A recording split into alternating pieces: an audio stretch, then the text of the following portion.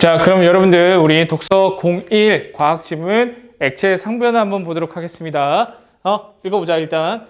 자, 우리 주위에 물질이 나타나는 상태는 상태 동그라미 하자. 액체, 기체, 고체, 액체, 기체, 고체, 미추지고 세 가지 상태로 구분된대요. 자, 그런데 세모하고 물질은 한 가지 상태에서 다른 상태로 변화할 수 있대요. 그런데 물질은 변화할 수 있다. 밑줄 치자. 물질의 상태가 온도 동그라미, 압력 동그라미 등 일정한 외적 조건에 따라 한 상에서 다른 상으로 변화할 수 있는 것이다. 특히 액체는 기체로 변하기도 하고 고체로 변하기도 한다라고 이야기를 하고 있습니다. 그지? 그러면 전반부에서 상태가 변화하는 걸 얘기하면서 변화의 조건에 대해서도 제시를 했어요. 그죠? 자, 그럼 물질의 상태는 몇 가지로 존재해요? 세 가지로 존재해요. 고체와 액체와 기체가 있어요. 근데 우리는 그 중에서도 액체의 상태 변화를 볼 거니까 액체는 고체로 변하고 또는 기체로 변하기도 해요. 근데 액체가 고체로 변하고 액체가 기체로 변할 때 변하는 조건이 있는데 그 조건이 뭐예요? 온도, 압력, 나중에 보면은 분자 운동, 인력과도 연관이 있어요. 온도가 올라갈수록 어떻게 돼요? 압력은 올라가고 온도와 압력이 올라갈수록 분자 운동도 더 활발해지면서 분자 간의 인력은 어떻게 돼요? 감소하는 방향으로 나아간다. 자, 이거는 다 무슨 관계야? 비례 관계. 인력은 무슨 관계예요? 반비례 관계. 이렇게 이해하면 돼요. 요거는 여러분들이 엔트로피라는 분자의 개념을 조금 이해하면 쉬운데 분자는 열을 받으면은 굉장히 막 활발해요. 막 움직이려고 그래. 그러면 막 활발하게 움직이면은 분자 간에 그 압력이 어떻게 됐어? 압력이 커지는 거예요. 그지? 그러면서 기압도 올라가고 그럼 분자와 분자가 서로 이렇게 끌어당기는 힘은 어떻게 돼? 점점 약해지는 거죠. 그죠? 그래서 기억을 해요. 여러분들은 요 변화 조건을 다 기억을 해야 돼요. 온도가 올라가면은 분자가 활발하게 움직여서 압력이 올라가고 압력이 올라간 만큼 뭐가 돼요? 분자 간의 인력은 떨어진다. 나머지는 비례 관계고 인력만 반비례 관계다. 이렇게 기억을 하면 되겠습니다. 알겠죠? 자, 그럼 계속 읽어보자. 액체가 기체로 변하는 기화의 대표적인 예로는 첫 번째 상변화, 액체가 기체로 변하는 조건입니다. 그죠? 증발과 끓음이 있다. 증발 동그라미, 끓음 동그라미 두 가지 예가 있습니다. 그지? 증발은 액체 표면에서 일어나는 기화 현상, 표면 동그라미 하자. 증발이 나타나는 위치 어디라고요? 표면이라고요. 그죠? 액체 표면의 분자 중에서 분자 간의 인력을 극복할 수 있을 만큼 분자 간의 인력을 극복할 수 있을 만큼 밑줄 치고 에너지가 높은 입자들 동그라미 분자 간의 인력을 끊고 밑줄 치고 기체상으로 튀어나와 기화되는 것을 말한다 라고 얘기합니다. 그죠? 자, 그러면 그 과정에서 어디에 있는 분자? 표면에 있는 분자가 뭘 받아요? 에너지를 받는데 어떤 에너지? 분자 간 인력을 끊을 수 있을 만큼의 에너지를 받은 분자가 어떻게 돼요? 인력을 끊고 어떻게 돼요?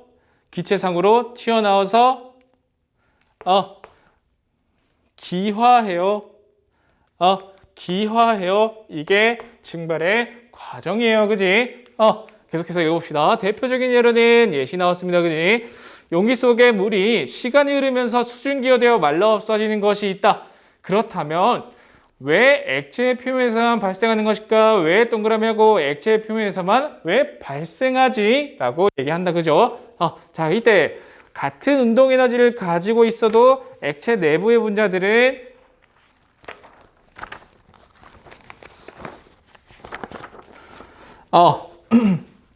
같은 운동 에너지를 가지고 있어도 액체 내부의 분자들은 내부의 분자들 밑줄 치고 모든 방향으로 인력 밑줄 치자. 그래서 인력을 끊고 기체가 되기 어렵다 동그라미 하자. 자, 반면에 표면에 존재하는 분자들 밑줄 치고 내부로 향하는 인력만 받는다. 내부로 향하는 인력만 밑줄 치고 그래서 액체 내부의 분자들에 비해 상대적으로 인력이 작아 동그라미 인력을 끊고 기체가 되는 것이 쉽다라고 합니다. 그죠? 자, 그러면 왜 증발은 표면에서만 이루어질까요? 왜 표면에서만 이루어질까요? 그 이유를 뭐에 따라서 설명을 했어요? 왜 표면에서만 이루어질까? 무슨 차이? 으아!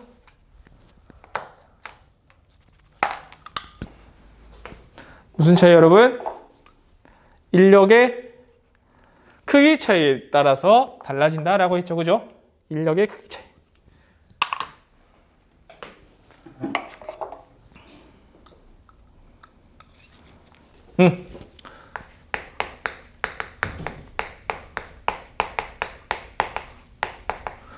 인력의 크기 차이에 따라서 달라진대요. 자, 첫 번째 표면에는 자, 요게 여러분들 커브에 담긴 물이라고 생각을 해봅시다. 표면에는 요게 인력이에요. 요게 인력이야. 표면은 어디에만 연결이 돼 있어요? 이건 지웁시다. 여러분들 이해하기 힘드니까 자, 표면은 어디에만 이어져 있어요? 이 내부로만 향하는 인력이 있죠. 반면에 이 내부는 위에 있는 인력, 밑에 있는 인력, 여기 있는 인력 역시 다 당기고 있어요. 그지? 내부에 있는 인력이 더 크기 때문에 증발이 일어나기가 어렵다라는 겁니다. 그죠? 자, 그래서 인력의 크기 차이가 나타나는데 표면은 어디에서만 나타나요?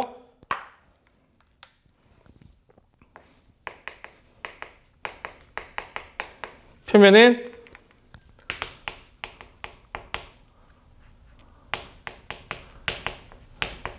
내부만 있어요. 반면에 내부는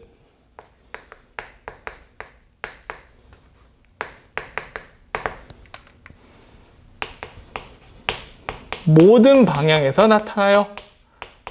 그래서 인력이 어디가 더 커요? 내부가 더 크기 때문에 이 표면에서만 증발이 일어나요 라고 얘기하는 겁니다. 그죠? 자, 계속해서 보자. 자, 그렇기 때문에 액체 표면적이 넓으면 증발이 잘 일어난다. 그리고 증발할 때는 에너지가 필요해 주변의 열을 흡수하기 때문에 주변의 액체는 온도가 낮아지게 된다라고 하면서 특징을 두 가지를 제시했어요. 첫 번째 무슨 특징? 표면적이 넓으면은 뭐가 잘 일어나? 역시 증발이 잘 일어난다. 그래서 증발을 할 때 주변 열을 어떻게 해요? 흡수를 하기 때문에 주변의 온도가 떨어진다라는 특징까지도 제시를 했습니다. 그죠? 자, 그래서 세 번째 단락을 보자. 기화 현상은 증발처럼 액체의 표면에서만 일어나는 것일까? 외부로부터 열을 공급, 네모해 봅시다.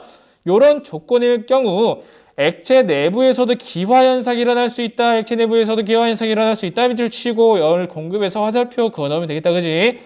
액체를 가열하면 온도가 올라가다가 어떤 온도에 이르면 더 이상 온도가 올라가지 않고 액체 내부에서 기화가 일어나 기포를 형성하게 된대요. 자, 가열 동그라미 온도가 올라간다 밑줄 이르면 온도가 올라가지 않아서 기포 형성 동그라미 이런 현상을 뭐라고 한다고? 끓음이라고 한다고요. 끓음 동그라미 하자. 자, 그래서 액체 내부에서 기포가 형성되기 위해서는 조건을 제시합니다. 기포 내부에 밑줄 치자. 증기압이 충분히 커야 된다. 증기압 동그라미 하자. 증기압이 충분히 크지 않으면 밑줄 치자. 기포 외부의 압력에 의해 기포가 생성되지 않는다라고 화살표 그어 넣읍시다. 그래서 액체에 열을 가하면 기포 내부의 분자들 동그라미 더욱 빠르게 움직인다. 어떻게 된다고요? 온도가 올라가면은 분자 운동이 활발해진다. 그죠? 자, 그래서 기포 내부의 증기압을 높인다. 자, 다 연결돼 있다, 그지? 온도가 올라가면 분자 운동이 활발해지고 그에 따라서 압력이 커지는 겁니다. 그죠? 그러면 당연히 압력이 줄어들어서 그 상태 액체가 기화될 수 있는 거죠. 그죠?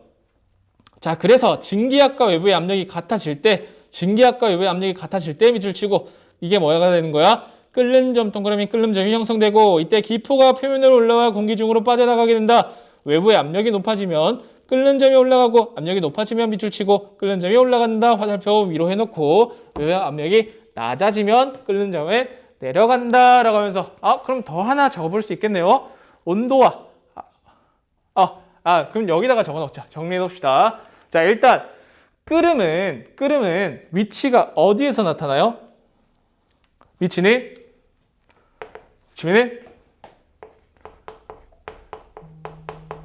내부에서도 나타날 수 있어요. 그죠? 자, 그래서 그 과정에 대해서 한번 정리를 해봅시다. 일단 열이 어떻게 돼요? 열이 공급이 돼요. 그죠? 열이 공급이 돼요. 열이 공급이 되면은 특정 온도에 도달하는데 이 특정 온도 특정 온도를 뭐라 그래요? 특정 온도를 끓는 점이라 그래요. 근데 이 끓는 점을 판단하는 기준이 뭔데? 판단하는 기준이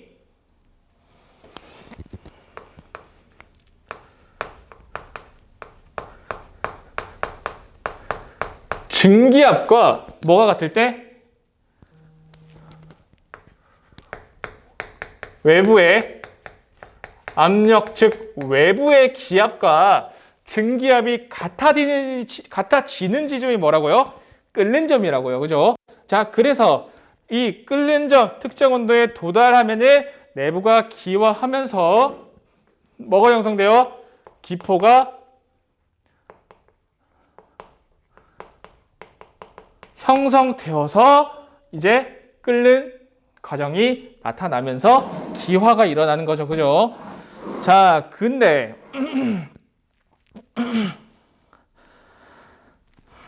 자, 그런데 외부의 압력이 높아지면은 끓는 점이 올라가고 외부의 압력이 낮아지면 끓는 점은 내려간다라고 했어요. 그죠? 자, 그럼 여러분들은 이것만 기억하고 있으면 돼요. 끓는 점을 판단하는 기준이 뭐예요? 기압과 외부 압력이 같아지는 지점이에요. 그렇다면 만약에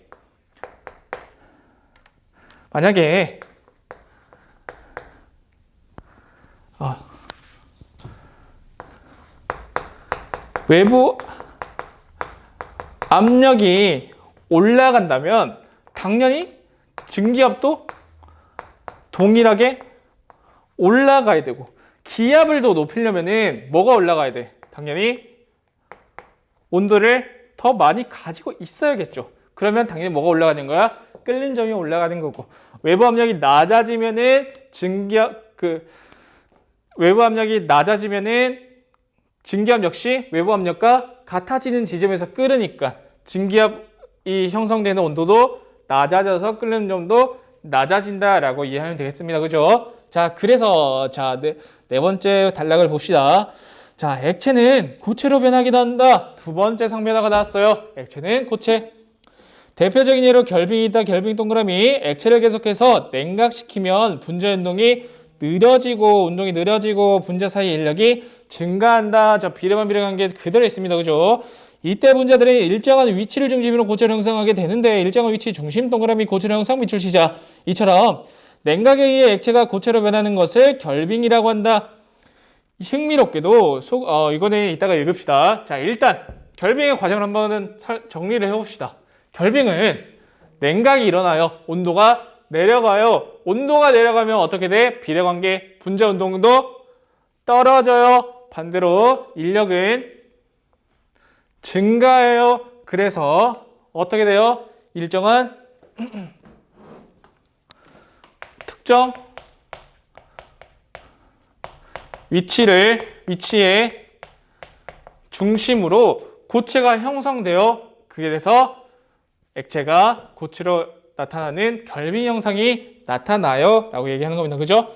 흥미롭게도 계속 읽어봅시다. 소금이나 설탕을 물에 용해시키면 소금이나 설탕 동그라미 어느 점이 내려간다. 어느 점이 내려간다. 이유를 봐야겠죠. 이는 소금이나 설탕이 물에 녹으면서 소금이 물에 녹아 생긴 이온이나 설탕 분자가 물 분자들과 서로 결합하여 이온이나 설탕 분자 밑줄, 물 분자 밑줄, 결합 동그라미 육각형의 얼음 결정 구조를 만드는 과정을 방해하기 때문이다 라고 하면서 만약에 특정 위치 중심으로 고체가 형성되는데 만약에 어떻게 한다면 소금과 설탕물이라면 어떻게 돼요?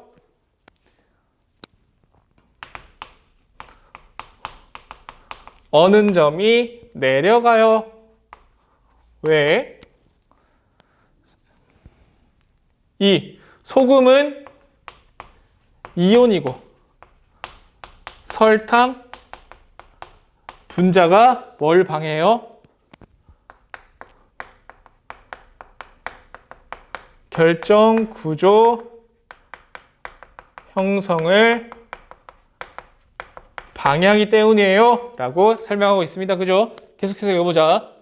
일반적으로 액체가 고체를 상태의 변화를 하면 부피가 감소하는데 예외적으로 물이 고체 상태인 얼음으로 변할 때는 부피가 증가한다. 일반적 동그라미 액체 고체 상태 변화 부피 감소 예외적 물 동그라미 부피가 증가 밑줄 치면 되겠다. 그치?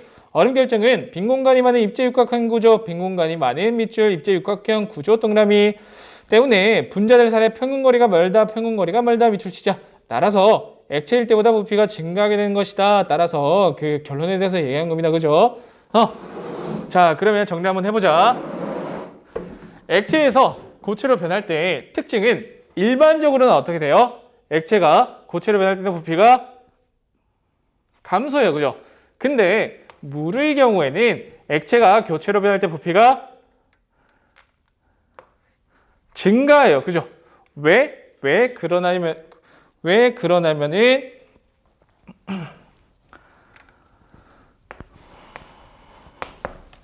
자, 물은 무슨 구조라고요? 물은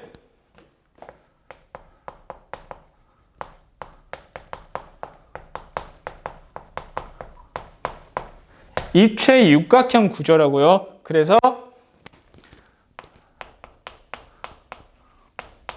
빈 공간이 많아서 고체들 사이에 거리가 늘어나서 당연히 부피가 늘어나는 겁니다 라고 얘기하는 거예요.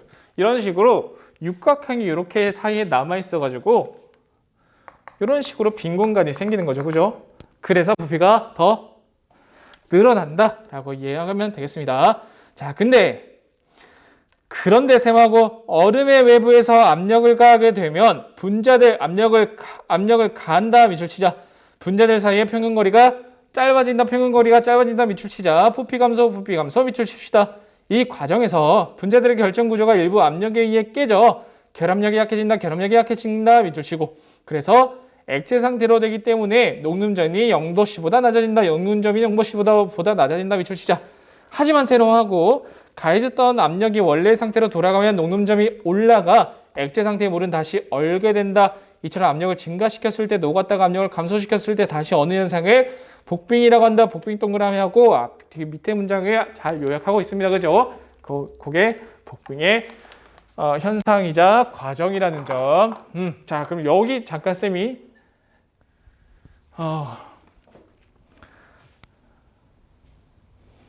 잠깐 돌렸다가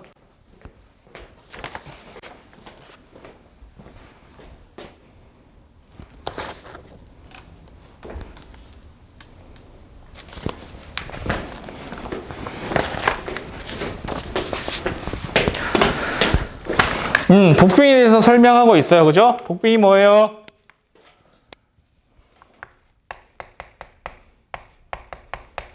복빙이 뭐예요? 얼음에 뭘 가요? 압력을 가해요. 그러면 어떻게 돼요?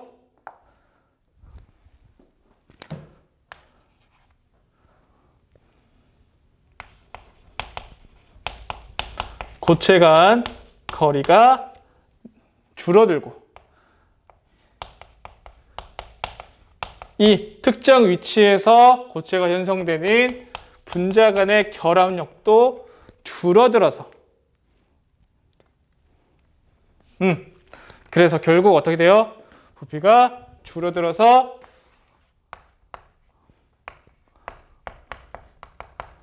어는 점이 0도씨보다 낮아져서 어떻게 돼요? 이 고체가 액체로 변하는데 이때 이 다시 압력을 줄이면은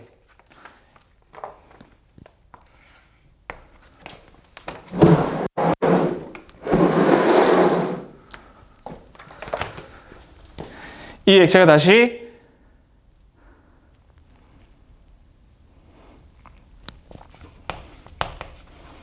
고체로 변하면서 어떻게 돼요? 다시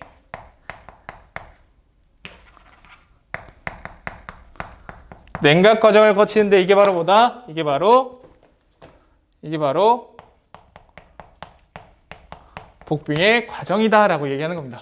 그럼 첫 번째 과정은 압력을 높여서 고체 간의 거리를 낮추고 결합력을 약화시켜서 어느 점을 0도씨보다 낮춘 다음에 고체를 액체로 변화시키는 거예요.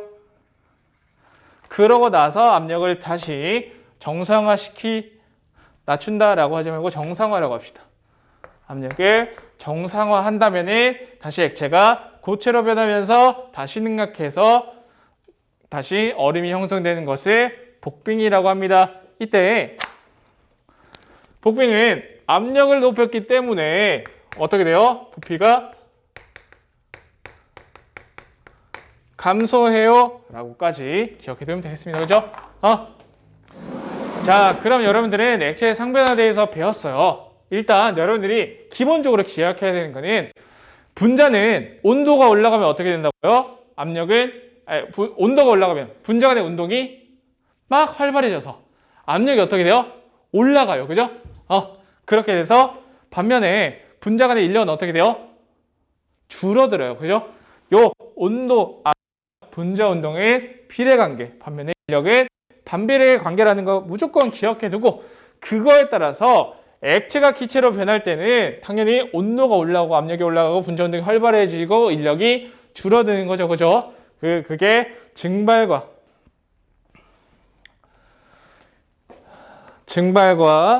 끓음이 있고 증발은 어떻게 일어나고 끓음은 어떻게 일어나는지 위치, 과정, 특징으로 기억해 두면 되겠다. 그지? 액체, 고체의 경우에는 결빙이 있는데 그 과정은 어떻게 되고 만약에 다른 조건이 제시된 경우엔 어떻게 된다? 특징은 뭐가 있다? 마지막으로 복빙은 어떤 과정이다? 정도까지만 여러분들이 정리하고 암기해 두면은 문제 충분히 풀 수 있을 겁니다. 알겠죠? 자, 여기까지 여러분들 필기해 두고 뒤에 문제 간단하게 풀어보고 우리는 일요일 오전에 만나도록 하겠습니다. 여러분 너무